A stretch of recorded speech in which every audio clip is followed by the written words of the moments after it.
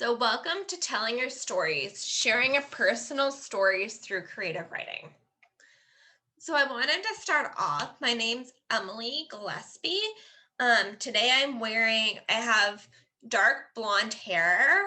I'm white. I have glasses. I'm wearing a lime green shirt and a black flowered top. So, that's what I look like right now. I'm an author and facilitator. I have one published novel, and I'm working on my second grant funded novel. I also have published short stories and poetry. And I often find myself writing about social justice issues, about disability politics, about my personal experiences in the world with identity, with memory, with identity politics. And I use creative mediums um, and ways of storytelling to express my experiences. Sorry, I'm just trying to get the perfect light and my blind's filling. So I wanted to give us a bit of an opportunity. I know we're not sitting in a classroom together, but I would love to know who's in this Zoom room with me. So if you're comfortable sharing your name, your pronouns like she, her, they, them, and then if you'd like your artistic interests. So because I know we're not all coming into this as writers, and I really invite you when you're thinking about memoir to think about how to bring in your other artistic interests. Like maybe you're a photographer. How does that fit into your storytelling? Maybe you're a sculptor. How can you bring that and language together? So I really invite you to bring your entire artistic self. So anyway, okay, so Jenna already went over some of this stuff. I just wanted to think about what guidelines we wanted for our Zoom space. So if you're making any sharing statements, please just try to frame them in the I context and not make generalizations about other folks' experiences. If we do get around to sharing, be mindful of creating space for everyone to share. So if you've already shared a lot, maybe consider stepping back a bit so other folks can go. If you're talking about potentially triggering topics, feel free to add a trigger warning in front of the material. So for instance, if you're talking about like sexual assault, you could say trigger warning, my piece is about sexual assault. And then that gives folks the opportunity to listen or not. So, you know, if something might be triggering for you, feel free to turn the volume off or feel free to walk away. Memoir can get really personal, but my goal here is definitely not to trigger anybody. So take care of yourself as needed. Jenna already said this, but feel free to have your camera on or off, whatever you're comfortable with.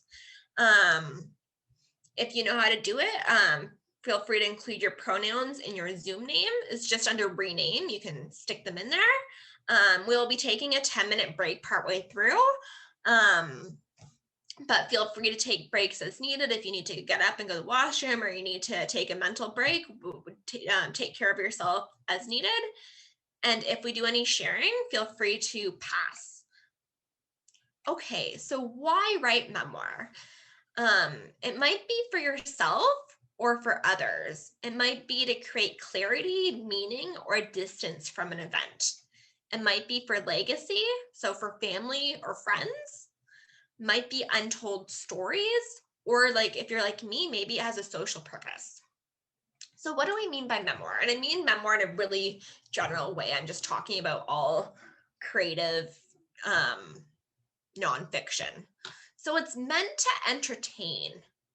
It's a story framed in some way. So it has a start and an end. So it's not that your entire life story. It's not, I was born in 1956 and this is everything that's happened to me up till this day. It's some kind of story with a start and an end.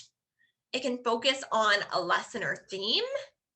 It always goes back to emotions. How did this make you feel? How did it affect you? How did it change you?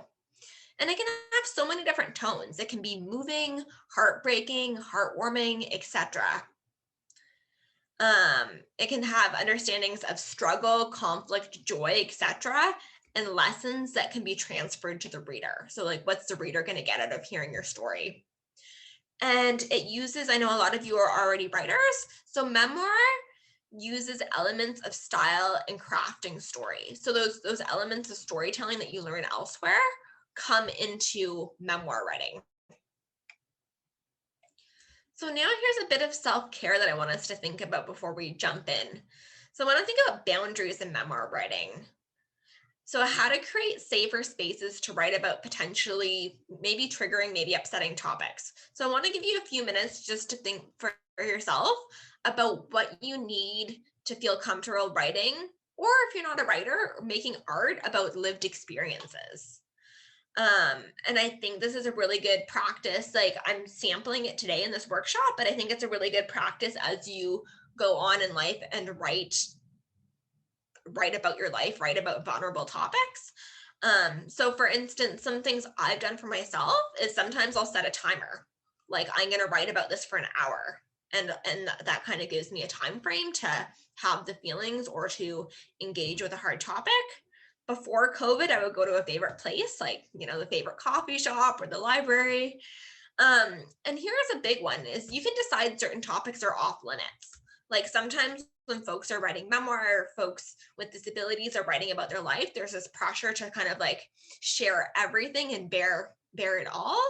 But I want you to check in with yourself, think and remind yourself that, like, you don't need to write about everything. Like, there's definitely certain topics that I'm a very open person, yet there's still some topics that are too close to my heart or that are just mine or just for my friends.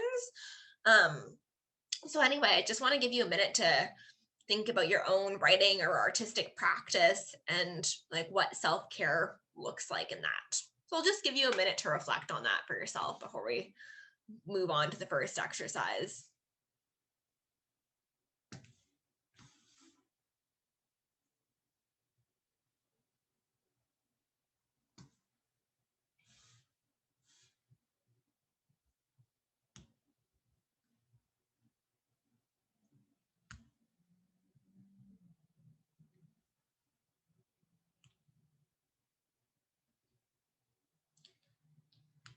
Did anybody have any ideas that they wanted to share with the group for writing and self-care? If anybody had any ideas, feel free to put them in the chat or feel free to unmute yourself and jump in.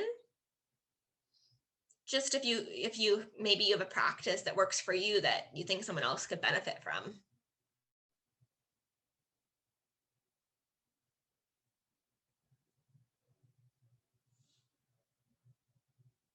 I'll say one other thing I add to this is I really have to pay attention to how my body's feeling.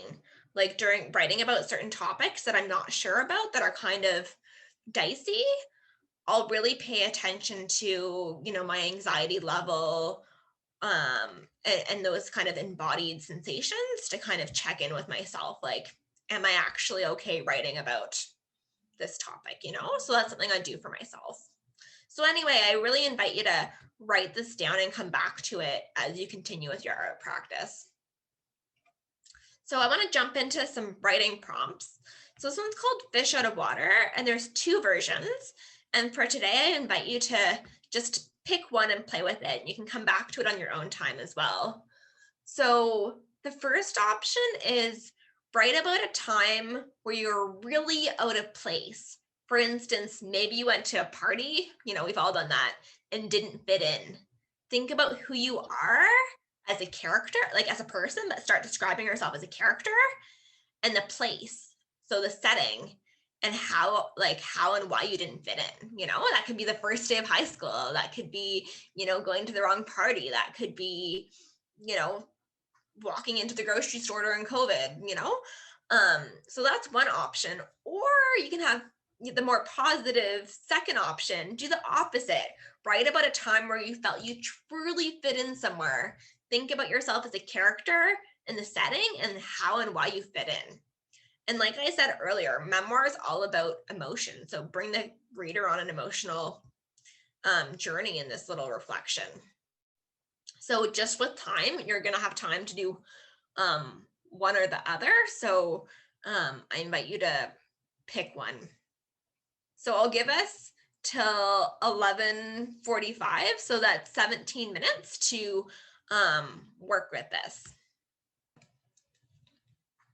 Another thing for this, if you find yourself stuck and you don't want to write right now, like you can do notes for this. You could do a picture for it. You could just reflect. So no need to try to write like a coherent story in 15 minutes. It's a pretty impossible task. So just do what you're comfortable with.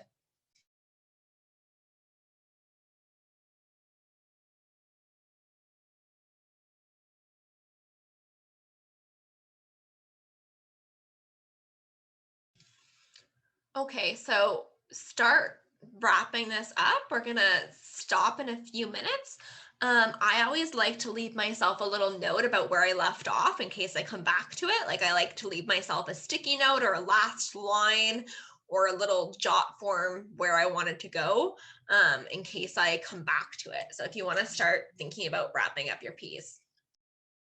Okay, so if you want to put that aside for now, I invite you, when you're stuck to come back to that. I think those prompts might help generate some ideas. So I invite you to hold on to any writing from today. I should have said this earlier, but today's really a generative workshop. So I hope that you leave with the start of a lot of ideas about what you might create writing about. So we're going to do one more exercise before the break, and this is called a wheel or a timeline. For this exercise, you might want physical pen and paper if you have it, or you can also still do it on a device, whatever makes the most sense for you. So you're either going to make a physical line and then divide it by your age, or make a circle and make the circle in sections and also divide it by your age, so that you can have some kind of a timeline. I like to do it in 10-year sections. So if I had a piece of paper and a line, I would write 0 to 10, 10 to 20, 20 to 30, etc. You can also do it by 5-year increments if you want, like 5, 10, 15. If you're doing it on the computer, you could just write out as headings 0 to 10, 10 to 20, etc. So I'll give you a minute to think about if you want to grab some paper or if you want to set up a document like this. Does that make sense? I know that's the confusing part of the directions. So I want to be able to write down facts about your life. So either a timeline on a piece of paper, just with broken up by 10-year or 5-year increments, whatever makes sense for you, or you can do it as a physical circle, divide it into sections based on 10-year increments. Or again, on a computer or on your phone, you could also just make this as a list. So what you're going to be putting into that once you have the ages in there is just reflecting on your life. And this might give you ideas about what you want to write about. So I'd include birth dates for you, maybe you have siblings, and the place of birth. When you started school and where did you go to school? That might be elementary, that might be college, that might be vocation. When you met someone, like if you met a romantic partner, date of marriage, maybe date of separation, divorce. When you moved, where does that fit into this timeline? Who was important in your life? Like, who are your friends? Who were your friends in high school? Who were your friends in college? Who are your friends now? Like, who's in your life, what were you doing? So were you volunteering? Were you in school, at a job, maybe at the hospital? And then I mentioned earlier that memoir is a lot about emotion. So how are you feeling? Like, you can go ahead and mark down that 25 was the best year of your life, or maybe it was the most depressing. Like, you can mark down like how you're feeling at different sections of your life. Who are your friends? Any specific memories, accomplishments, losses, pets? Maybe you adopted a dog and that was important in your life. Vacations, and this is just a starting list. So these are just some kind of prompts of things you might want to include. But I invite you to think about what fits on your timeline. Um, and also, as you do this, you might notice that you have a lot more content on your timeline for one section of your life than another. For instance, when I moved away from home and did my undergrad degree, a lot changed for me. Like that was a time in my life when I had a lot of changes. So I would have a lot to write under that section. And that's okay. And this might also highlight for you like areas you might want to write about, or you might realize that like there's a time in your life that you actually don't want to focus on. Maybe it's triggering, maybe it wasn't the best for you. Excuse me. So feel free to also disengage if there's sections in your life that you don't want to make documents on. So anyway, this is just a starting exercise, and I invite you to do it in point form. Just jot down places and people and feelings. So we can do this for 20 minutes and really get the ideas flowing. And then after that, we'll have a break. And do this in whatever way makes sense. Like if you want to draw something, if you want to pull out your phone and record yourself talking about your life, if you want to do it on huge graph paper, if you want to do it on Word, feel free to make this your own. Does anyone have any questions for me? And again, I'm in chat.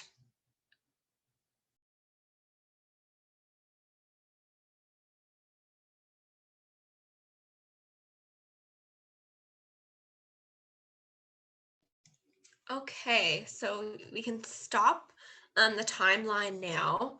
I invite you, if you're ever stuck creatively or want to figure out what in your life you might want to write about or create art about, I think the timeline can be a great, it might seem basic, but I think it can be a great exercise in kind of generating ideas. Okay, so you might have been wondering how to use the Wheeler timeline that we just did. Um, and like how to go from writing down birth dates to being able to use that as a tool for creating stories. So there's some kind of follow-up questions you can use to ask yourself about the timeline. So here are some things you might ask. Can you see any themes coming out of your life history? Are there any patterns? So for instance, when I do my timeline, I'll notice the theme of like friendships coming up throughout my life. Breakups are also like a really big theme that like really changed my life a lot. And also education, like those are kind of like reoccurring things throughout my life from childhood to where I'm at now. Do you notice any patterns?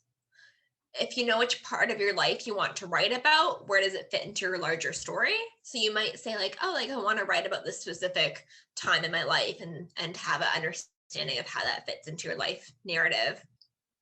Were you surprised by anything in your history or anything that came up? Is there something you want to explore further? Maybe do some family research, maybe do some political research about that time period. Where do you see personal growth and what helped? Like memoir and writing personal fiction, like it's a lot about showing growth, showing emotion, showing that development. What helped? Maybe who helped, right? Maybe certain friends at a certain period in your life, maybe a counselor, maybe a teacher, maybe a move. Like what helped you grow? What types of conflicts did you encounter? And what were the turning points in your life? So these are just some questions you can ask of the timeline. And this will be easier once the timeline is actually complete. I know today you just had a chance to start. So I'll give you a few minutes to maybe jot down some reflections on these questions. I wouldn't worry about writing anything in full. And somebody asked in the chat, I am going to send this PowerPoint out. So don't worry about writing down all the questions or saving them. You will have access to this later to come back to if you're interested. But yeah, just I would start by looking at themes and areas where you might want to come back to. And I'll let you do this for a few minutes, and then I'm going to open it up to a chat if anybody wants to share about anything that they discovered today, or just in general, if you want to talk about what you're writing about. I'll open up the floor to that in a few minutes. So just jot down some ideas, or if you want, feel free to ignore me and keep going on your timeline. So whatever you would like to do.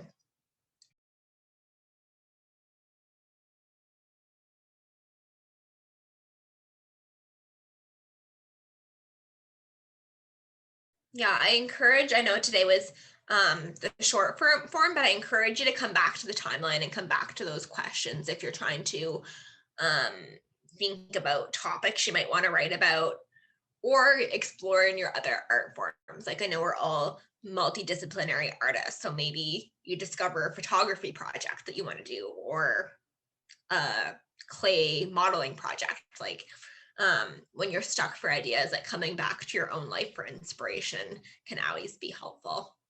Okay, I'm going to move on. And at the end, if anybody wants to share, there might be time so we can circle back to this. So this is the last exercise, and I like to kind of leave us on a fun, optimistic one. So I think letter writing can be a really important tool, an important container for writing memoir. Like sometimes you have a huge topic and you don't know where to start. So you could write letters to your past or former self, letters of gratitude to someone you're thankful for in your life, maybe letters to your ex about things you never got to explain. Like I think letter format can be really accessible tool for telling our stories. So what I'm going to invite you to do is write a letter to your 10-year-old self. What wisdom would you tell your 10-year-old self that you know about life that you didn't know at 10? What have you learned? And this can be, you can have any tone. You can be old and wise, or you can be funny, or you can be snarky. Like make this yours. And then I'd also like you to think about, would you like to include letters in your writing or your other artistic practice? Like maybe letters fit into the art you're making. And if you'd rather write to yourself at a different age, maybe you want to write to yourself at 20, or maybe you want to write to your future self. Maybe you want to write to yourself at 90. So feel free to take this prompt and make it yours. So we're going to do this till 12:45. So we'll have 15 minutes for this. And then we'll have a bit of time at the end if anybody wants to share anything from today before we say goodbye to each other.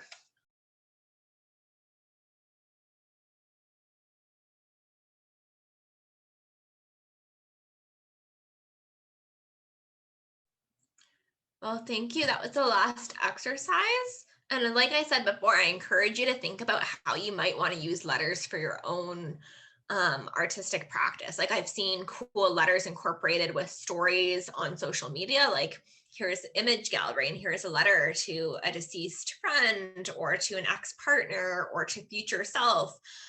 So like I think letters can be used in lots of fun ways. In memoirs, I love when there's letters like at the start of chapters. So I think letters can be a really accessible tool for exploring memoir. I was wondering just before we wrapped up, I know I had a chance to share earlier, and I was just wondering if anybody wanted to briefly share anything, any ideas that came up for them today or anything they wrote. No pressure, but if anyone wanted to share anything that popped up for them today.